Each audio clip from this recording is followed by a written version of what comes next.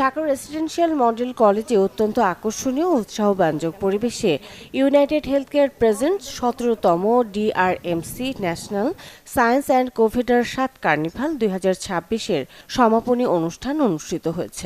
এই সায়েন্স ক্লাবের মূল উদ্দেশ্য হলো তথ্যগত মুখস্থ বিদ্যায় ছাত্রদেরকে পারদর্শী না করে ব্যবহারিক এবং বিভিন্ন উদ্ভাবনী শক্তির মাধ্যমে জাতিকে কিছু দেওয়া, সমাজকে কিছু দেওয়া এবং নিজেকে মানুষের সামনে বিশ্বের সামনে তুলে ধরার জন্য যে শিক্ষা, সেটাই এই ঢাকা রেসিডেন্সিয়াল মডেল কলেজের সায়েন্স ক্লাবের কোনো ফেস করার মূল উদ্দেশ্য।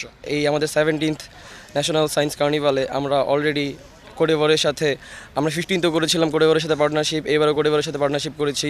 ইনশাল্লাহ অলরেডি আমরা যত বড় বড় অর্গানাইজেশন আছে তাদের সাথে ইন ফিউচার আরও ভালো ভালো পার্টনারশিপ করব এবং বাংলাদেশের ছাত্র যারা আছে, শিক্ষার্থী যারা আছে, আমরা তাদেরকে চেষ্টা করব বিশ্বের সব জায়গায় ছড়িয়ে দিতে এবং ইনশাল্লাহ তারা বাংলাদেশের জন্য সুনাম বয়ে আনবে। আমরা সামনের দিনগুলোতে ওদের ভেতরে যে আগ্রহটা দেখতে পাচ্ছি এবং তারা যেভাবে অ্যাডভান্স লেভেলে কাজ করছে অনেকেই, যেটা আমার কাছে কোনো ক্ষেত্রে অবিশ্বাস্য মনে হয়েছে। তো আমরা একটা রোবোটিক্স একটা ল্যাবরেটরি করার জন্য আমরা একটা পরিকল্পনা করছি।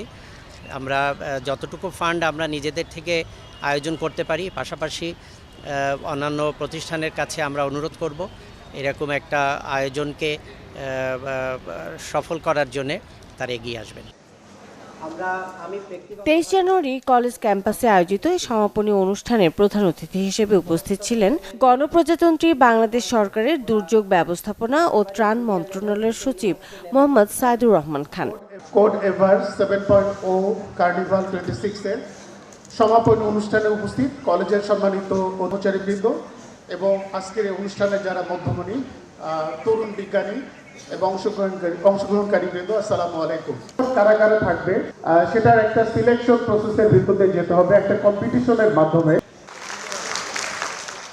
এ সময় আরও উপস্থিত ছিলেন কলেজের উপাধ্যক্ষ, টাইটেল স্পন্সর ইউনাইটেড হেলথকেয়ারের প্রতিনিধি, সরকারি বেসরকারি উচ্চ পদস্থ কর্মকর্তা, বিভিন্ন প্রিন্ট ও ইলেকট্রনিক মিডিয়ার প্রতিনিধি, অভিভাবক, বিভিন্ন প্রতিষ্ঠানের শিক্ষার্থী, শিক্ষক, কর্মকর্তা ও কর্মচারীবৃন্দ।